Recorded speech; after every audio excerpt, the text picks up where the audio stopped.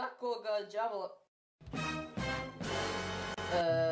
Šta možeš da mi ponudiš? Pa imam spalice, snežne kugle...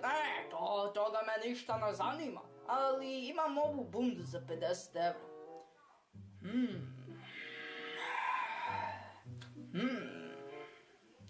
Šta god. Daj mi je! Želim vam prijatan dan.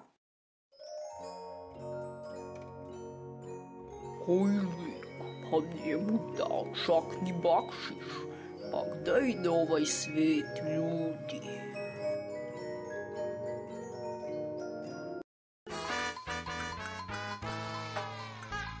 Oh no.